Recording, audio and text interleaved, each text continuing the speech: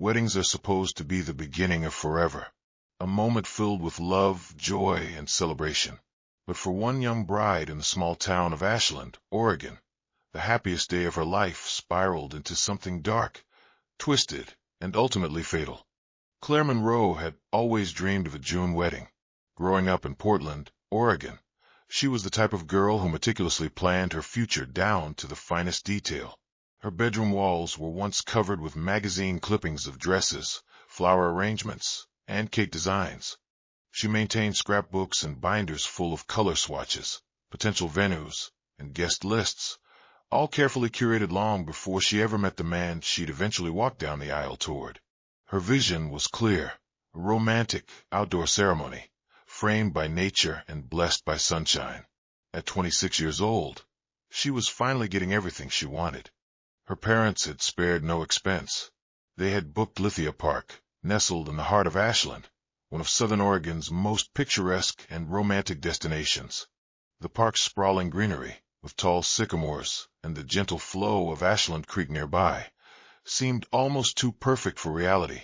Claire's dress was a vintage lace gown, passed down through generations from her grandmother, a piece with history and soul.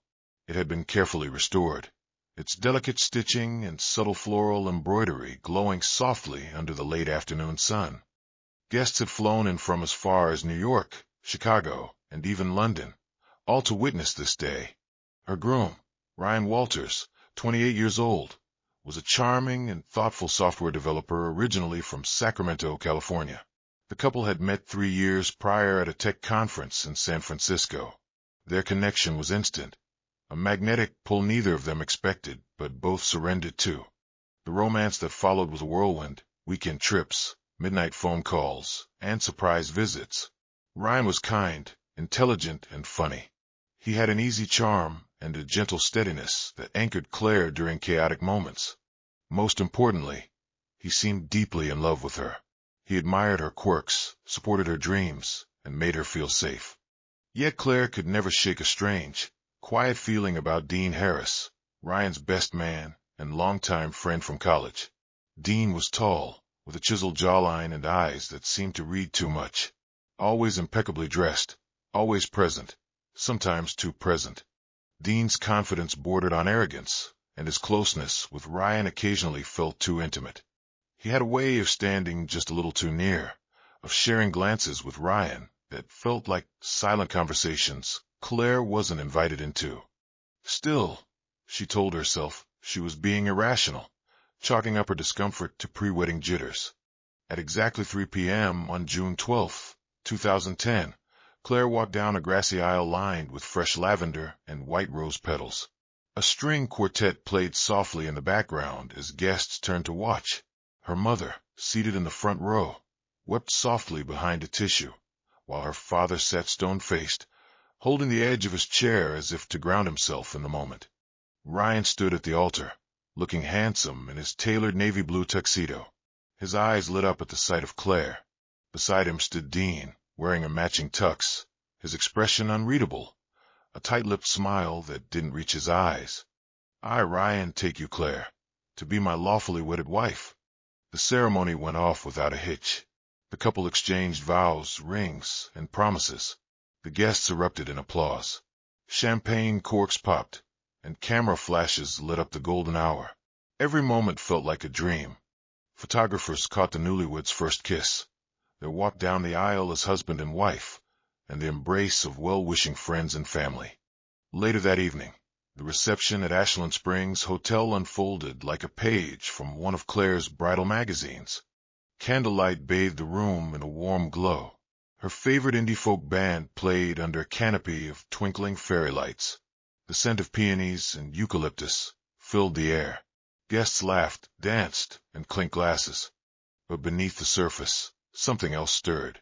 A tension too subtle for most guests to notice, but not for Claire. She could feel it in the air like static before a storm. The sideways glances, the lingering looks between Ryan and Dean, the odd silences between conversations. Something wasn't right, though she couldn't yet name it. And it wouldn't be long before that vague unease would harden into a chilling certainty, shattering everything she believed about her perfect day. During the first dance, Claire saw it. It was subtle, easy to miss for anyone not paying attention. But she noticed Ryan's eyes, constantly drifting to Dean, who sat alone at the corner table, swirling a glass of scotch like a lifeline. The band played a soft, acoustic melody, and couples twirled across the candlelit ballroom. Yet Dean remained seated, isolated in a crowd of celebration. He had declined every invitation to dance, offered only nods when spoken to, and stayed mostly silent through the evening. Only when it was time for the toasts did he finally rise. Dean clinked his glass with a fork, his movements deliberate, almost sluggish. His voice slurred slightly as he lifted his drink. To Ryan, the best man I've ever known, you've always been everything to me. A strange silence followed. It lingered in the air like a held breath. A few guests laughed nervously, not sure how to react. Claire's smile, once effortless, faltered mid-expression. Something inside her stirred, uncertainty, confusion, dread. As the night wore on, Ryan suddenly disappeared. Guests didn't notice right away. The music was loud, the drinks flowing. Some assumed he'd gone to check on a vendor or grab a breath of air. Claire, however, felt the absence immediately. The moment he was gone, her senses went on alert. She slipped out of the ballroom and into the hallway, her heels clicking against the marble floors of the Ashland Springs Hotel. The corridor was dim, lit by wall sconces and lined with framed black and white photos of historic Ashland. She turned a corner, her silk dress brushing the edges of her shoes. That's when she heard it, voices. 2 of them. Male. Angry. The sound echoed from the stairwell. She stepped closer, her heart hammering against her ribs. Dean, I can't believe you did this. We said we'd figure it out. We had a plan. Ryan, this is my life, Dean. I couldn't keep lying. I couldn't keep pretending. Claire's breath caught. Her knees felt weak, her world tilting on its axis. Her mind tried to rationalize, to explain, but the tone in their voices, personal, emotional, intimate, said everything. Her fingers brushed the stairwell door, and then she pushed. The door creaked open. Ryan and Dean froze mid-sentence. Their expressions were unmistakable, shocked, guilty, exposed. Claire. But she didn't wait to hear the rest. She turned, heels scraping against the floor, and ran. Her chest heaved with every step. Her veil fluttered behind her, catching on a door handle before tearing off completely. Claire locked herself in the bridal suite. The door slammed shut, the echo bouncing off the high ceilings. She leaned against it, hands trembling, trying to make sense of what she'd just seen. Her heart was thudding so hard it hurt. From the other side, Ryan's voice called out, "Claire, please, let me explain." He knocked once, twice, then again. 10 long minutes passed. Finally, something inside Claire gave way. She opened the door. Ryan stood there, shoulders hunched, tie loosened, eyes red. "How long?" she asked, her voice flat but brittle. Ryan stepped in slowly, sat on the edge of the bed, his head in his hands. "Since college. Since before I met you." Claire blinked, disbelief flooding her face. "All this time. And you married me? You made vows. You looked me in the eye and promised me forever." Ryan didn't look up. His voice cracked. "Because I thought I could change. I thought, if I tried hard enough, I could live the life I was supposed to live. I didn't mean to hurt you." Claire wrapped her arms around herself, stepping back as though distance could somehow protect her. "You made me collateral in your lie. You stood there, in front of everyone I love, and lied." Tears streamed down her face, warping her mascara into dark rivers. Her body shook with sobs, ugly, broken sobs that came from the deepest part of her. Ryan didn't respond. He stood slowly, turned, and walked to the door. Without another word, he left. Claire didn't sleep. She sat on the floor beside the bed, still in her dress, veil torn, bouquet abandoned on the floor. She watched the sun rise through the sheer curtains, numb and hollow. Outside, the city of Ashland stirred to life, unaware that Claire Monroe's wedding night had ended not with love, but with the kind of heartbreak that leaves permanent scars. Hotel security footage later showed Dean walking briskly down the 4th-floor hallway toward room 407, Ryan's suite. He carried a bottle of bourbon, the label half peeled, the neck already open. His strides were quick, purposeful, as if rehearsed. The hall was quiet save for the distant hum of the elevator machinery and the occasional creak of old floorboards beneath the plush carpet. Witnesses later said they heard raised voices, sharp and emotional, followed by the unmistakable sound of glass shattering. Then silence. By 3:15 a.m., a 911 call came from the room next door. Someone's been hurt. There's shouting, glass breaking, and now it's quiet. Too quiet. I think something's really wrong. The dispatcher kept the caller on the line while units were dispatched. The guest, an older woman from Michigan in town for a family reunion, described a violent thud, then a scream. She pressed her ear to the wall, her voice shaking. Ashland PD arrived at the hotel within 10 minutes. Their cruisers rolled up to the entrance, red and blue lights washing over the pale facade of the historic hotel. Officers ascended the creaky elevator and made their way to room 407, weapons drawn. What they found was pure chaos. The suite was a wreck. A lamp lay shattered on the ground. Pillows had been thrown, furniture displaced. A chair was tipped on its side, its legs snapped. On the floor near the bed, Dean lay sprawled, a deep laceration across his neck. Blood stained the cream-colored carpet in a wide, uneven pool. Ryan knelt beside him, trembling, hands drenched in crimson. His face was contorted in shock, lips barely moving as he whispered, over and over, "Stay with me. Stay with me. Please, God, stay with me." Claire stood in the hallway barefoot, her nightgown clinging to her skin like a ghostly shroud. Her hair was disheveled, eyes wide, frozen in disbelief. Paramedics rushed in. They tried to revive Dean, applying pressure to the wound, but it was too late. The jagged edge of the broken champagne bottle had severed a major artery. Dean had bled out within minutes of impact. Ryan turned to the officers, his voice hoarse. It was an accident. He didn't resist arrest, didn't argue, just sat there on the edge of the bed, staring blankly at his bloodied hands. The next 48 hours were a flurry of interviews, forensic analysis, and media buzz. Reporters descended on Ashland, their vans parked across the street, antennas stretching toward the sky. The wedding-turned-homicide was front-page news by morning. Police pieced together the events of the night. Dean had returned to the hotel suite around 1:45 a.m., clearly intoxicated. Surveillance footage captured his approach, fast, agitated, gripping the bourbon bottle tightly. Inside the room, the confrontation quickly escalated. According to Ryan, Dean accused him of betrayal, not just of their relationship, but of himself. "You never meant to marry her," Dean allegedly shouted.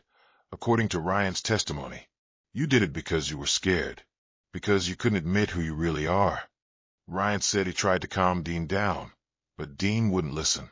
Witnesses from adjacent rooms described hearing something crash, followed by a thudding noise and shouting. Then came a blood-curdling yell.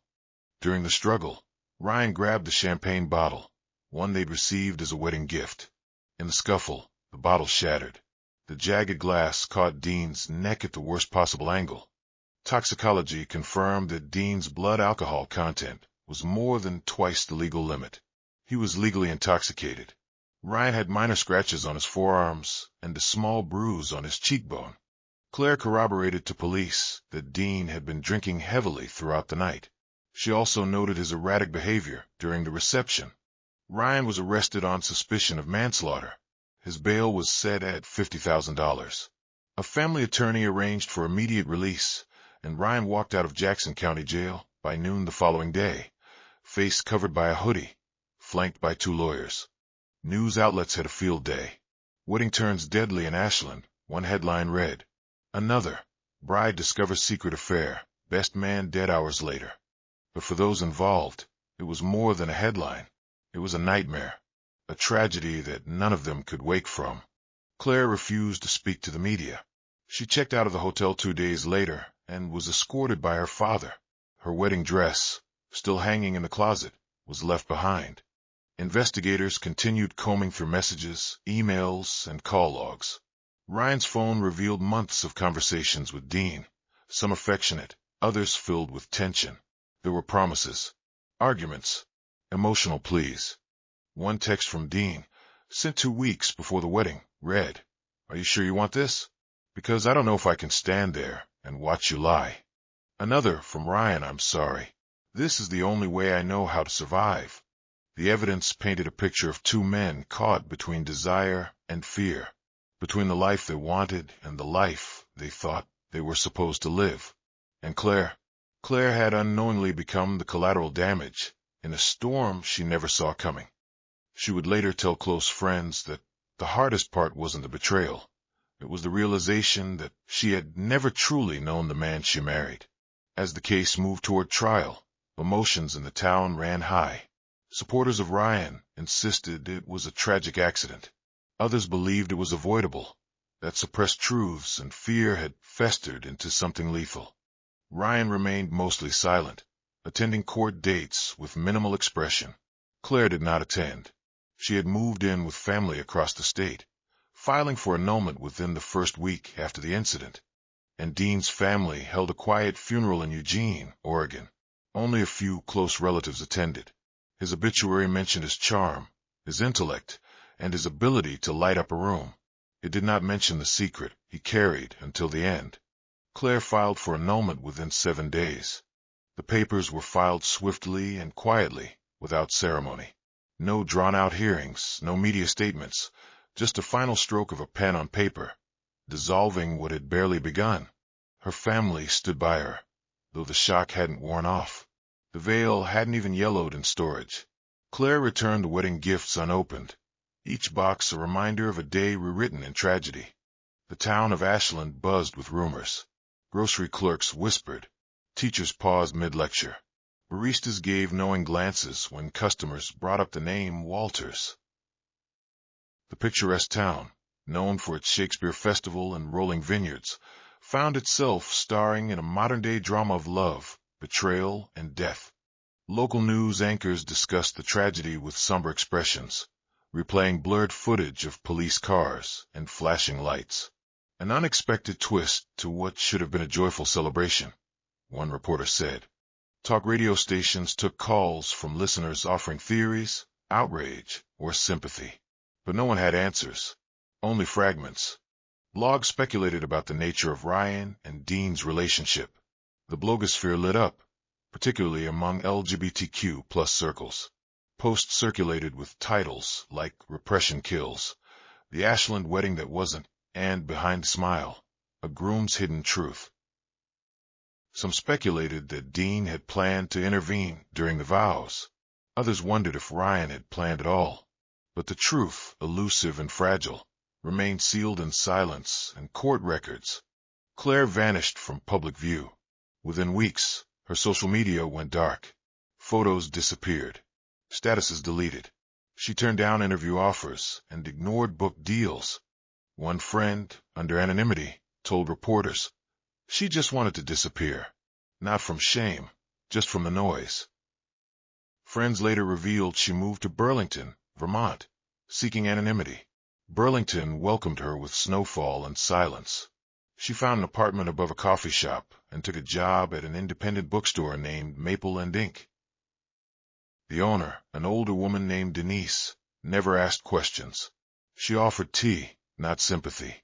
Claire accepted both. She cut ties with Ryan completely. No letters, no visits, no forwarding address. In her mind, he no longer existed. The man she married had died with Dean. Whatever remained was a stranger wrapped in the skin of someone she once loved. The Walters family retained a top criminal defense attorney, a stoic man named Thomas Granger, known for defending high-profile clients with minimal public fallout. He wore charcoal suits and spoke in precise, surgical phrases. His strategy: plead to lesser charges, control the narrative, and minimize press exposure. His fee was exorbitant. The Walters family paid without question. The trial began in Jackson County Circuit Court on February 14, 2011, a date once symbolic of love, now etched with legal proceedings and emotional wreckage. The courtroom was quiet, save for the clicking of keys and the occasional stifled sob. Reporters were banned from the gallery.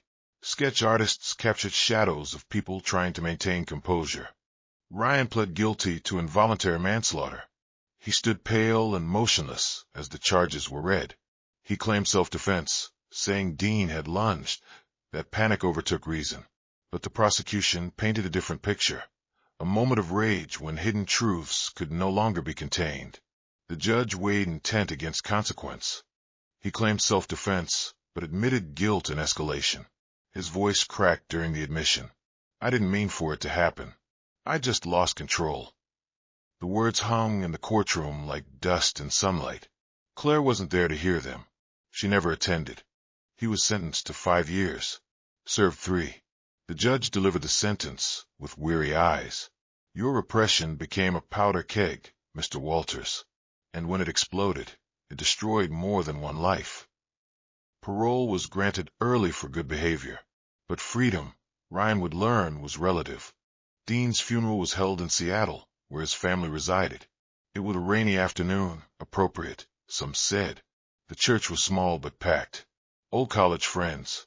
A few co-workers from San Francisco. No one from Ashland came. His parents, devoted but deeply religious, sat in the front pew in stunned silence. Their grief compounded by a deeper sorrow, the realization they never truly knew their son. His parents, unaware of his closeted life, received dozens of anonymous letters detailing the truth. Some were kind, recounting his love, his laughter, his integrity. Others were cruel, blaming sin, warning of judgment. His mother read them all.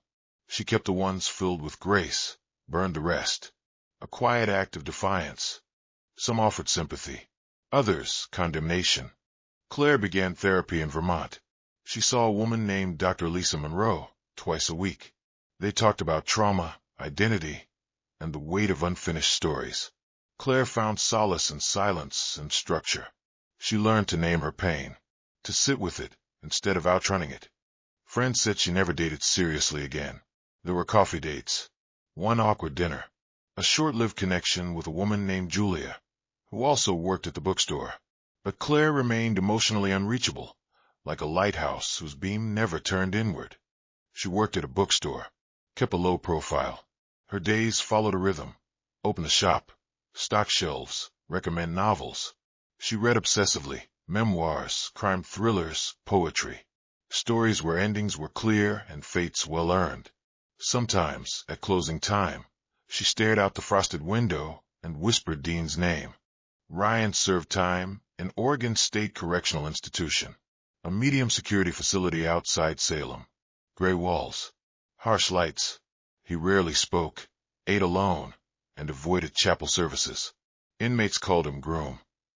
A guard once joked, he killed a man for love.